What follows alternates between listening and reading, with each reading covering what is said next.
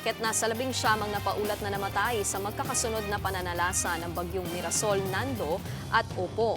Samantala, pinayagan na muling bumiyahe ang mga sasakyang pandagat mula Albay papuntang Masbate na pinakanapuruhan ng bagyo. Narito ang Express Report ni Gary De Leon.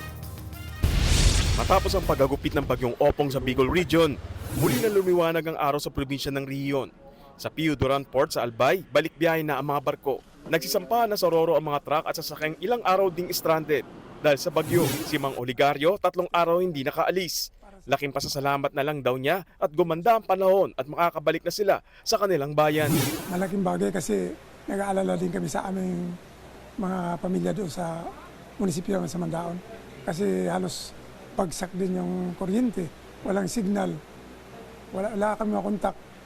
Kaya nag-aalala din kami, daming pag-aalala namin. Kaya dapat makauwi kami kaagad. Si Joel naman hindi mapakali. Wala raw paramdam ang pamilya niya sa Kataingan, Masbate. Mula nang humagupit ang bagyo noong Huwebes. Wala talagang contact. 3 days na ngayon. Hindi ko sila alam. Hindi ko po alam kung anong nangyayari doon. Kung okay sila, kung safe sila. Wala akong ideya kaya nag-alala talaga ako.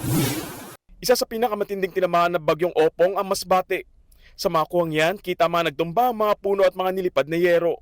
May mga bahay ring tuluyan ng nagiba sa bayan ng Batuan sa Ticao Island. Namimigay na ng food packs ang Department of Social Welfare and Development sa pinakahuling tala ng National Disaster Risk Reduction and Management Council. 19 man napaulat na patay sa pinagsamang epekto ng bagyong Mirasol, Nando at Opong. Pero 4 pa lang dyan ang kumpirmado sa ngayon. Kasama na rin ng 3 mga taga-Masbate na nasawi dahil sa bagyong Opong. 18 naman ang napaulat na sugatan at 14 ang umani nawawala. Sa kabuuan, higit 560,000 na pamilya o 2.1 million na individual ang apektado sa halos 60 probinsyang tinamaan ng mga bagyo. Higit 81,000 ang nasa evacuation centers. Higit 822 million pesos naman ang napaulat na pinsala sa infrastruktura. Habang lagpas 914 million pesos ang pinsala sa agrikultura. Sa kabila niyan, nagsisimula na ang pagtulong sa mga apektado. May mga tauhan na rin ang PCG ang nakatang magtungo sa Masbate. Nagbabalita mula sa frontline, Gary De Leon, News 5. Mga kapatid, Nikki de Guzman po. Para sa pasada ng mga rumaratsyadang balita, mag-follow at mag-subscribe na sa social media pages ng News 5.